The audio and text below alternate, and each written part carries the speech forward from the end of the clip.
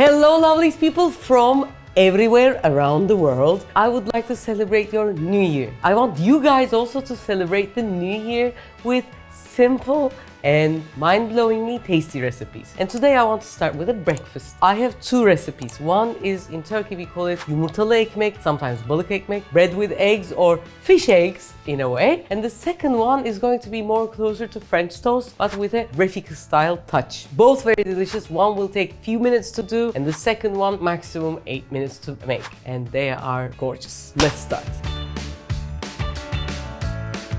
The first recipe starts with 2 eggs, a bit of salt, and a small pork. Scramble this egg much as possible. Voila, ready. And secondly, we need stale bread, a bread that's set around. We want the bread to be really dry so that it can soak the goodness from the eggs. If this is not like a whole wheat bread but a white one, it would be better because it will soak the eggs even more. Secondly, I have a pan. Hello, Mr. Brown. I want to first heat up the pan, but not too much on the biggest eye of the stove, but from 9, I think we're on number 3. And I get my butter like this. And my grandfather, while he was trying to teach me how to cook, was saying butter up the bottom of the pan. Now I turn the heat to the lowest, almost non-existent, making sure the pan is hot but not like mind-blowingly hot. Then I put one of the breads in, let it soak it on one side. While it's soaking the other side, I put the second one like this, and I turn it again. After a while, you feel that the bread, especially in the middle, is quite soft. That's what we want. It means that it soaked all the eggs. So I put it in. And voila, this gets in. Check the middle if it's really soft. This one is not. It's not okay.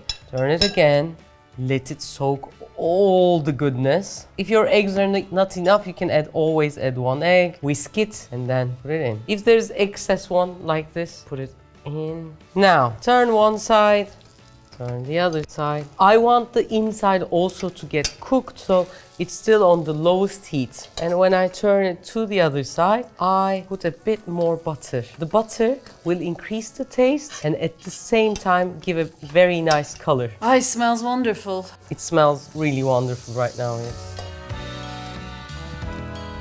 This shouldn't cook more than this much because it is just eggs and bread. It shouldn't get more color because when you overcook the eggs, for example, when you make a crepe, it shouldn't brown so much. It will change the taste of the eggs and the whole thing. We don't like that, so this much is more than enough. I also take the extra brown butter from the pan. The whole thing only used less than a tablespoon of butter, by the way. Looks too much, but it's not. Already incredibly simple and really mind-blowingly delicious. I want to show you this one. This is the coldest one. I want to cut the inside. As you can see, there might be little white parts, but mostly yellow. This means it sucked all the eggs in. So nice. How do we eat it? We put some cheese, some olives, maybe in the season some tomatoes, a bit of parsley. You eat it together that way. The gorgeousness lies in its simplicity. But if you want a more sophisticated taste, you can add some garlic, some cayenne pepper, if you want some thyme, and do the same thing. It will also work. But I'm going to now take you to a more sweet side. Sweet version is going to be closer to French toast, but again, Refika's way. Crack 2 eggs again. Whoa! A pinch of salt, 2 tablespoons of sugar, about 150 milliliters of cream. This is 35%, but you can use 18% cream as well. Can I put milk instead or sour cream? Sour cream, no. Milk, it's going to make it very soft and light. You have to put maybe more butter, I don't know. I would prefer cream, yeah. 18% would do. And a bit of vanilla extract. And this vanilla extract is from Rob, one of our followers from the channel, one of our friends. We became friends. He came a few times to Turkey, bringing us great gifts, always in this season. I think he's coming over again. I think so. In the beginning of the new year. Yeah. We whisk these things together. We have to really whisk this well. This is almost like a custard thing. We're gonna make sure that the bread soaks that custardiness. Now, I have the same pan. I'm not going to use another one. Just clean it with a tissue. Just wipe it. This is a non-stick, but it's not a Teflon. It doesn't have PFAS in it. That's important. Take this plate. Do you sell your pans abroad as well? I think in Germany, in England, we have those.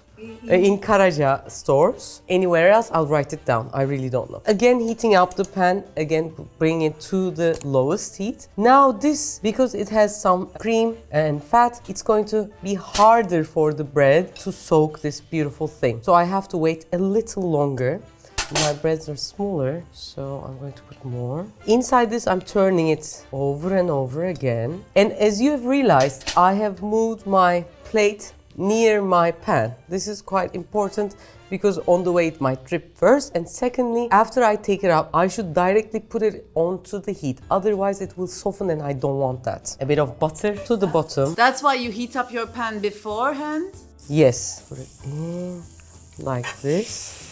Always turn again and let it soak before you put it in. Again, on the lowest heat. Why so important? The inside should also get cooked. As you can see, the butter is browning and I'm making sure that my bread is getting that browningness in first tour. If it becomes too soft, it will be soggy inside, not so nice. Another thing, for example, this is like the cheapest and the mostly found stale bread in Turkey. You can use toast. If you have a thicker toast, it would be even tastier, I should say. What if I use a sourdough bread? You can also use sourdough bread, but sourdough bread is a little harder for it to soak. But if it's a nice, good sourdough, it might work. Of course, this white one, because it's more like a sponge, it can soak better. In another way, it tastes a little better as a dessert. It's because it's sweet. As you can see, I am letting them soak here as much as possible. If there's a little extra left, that's not sufficient for one more, you can always pour it in, also to the sides as well. Now it smells amazing. Actually, it feels more like a custardy, creme patisserie kind of taste together with bread. Now these are gonna cook one by one. When I look at both sides, this is, for example, great. It shouldn't be more browner than this. This is quite good. Very good, very good. Okay. Now, voila. This is here. To this, maybe a bit of powdered sugar. If you have some maple syrup or honey or molasses. And then maybe some nice frozen berries on top. And some mint. What's left of the maple syrup? All done. You can eat this plain, by the way. The plain is also very, very nice. If you guys like, you can have like portions of 2, 3. I would like to show you the inside of this 1 second. This is all very nice. It's no more a bread. It's as if you are kind of eating like a custard. Or you can put some chocolate on top and some powdered sugar. That is it. Are you more of the sweet side or the salty side? Normally side? I'm a savory person and I like the savory one very much. But this one, it tastes so well. As you can see, it's still so very hot. This is not too sweet, but sweet enough to make you happy and taste gorgeous.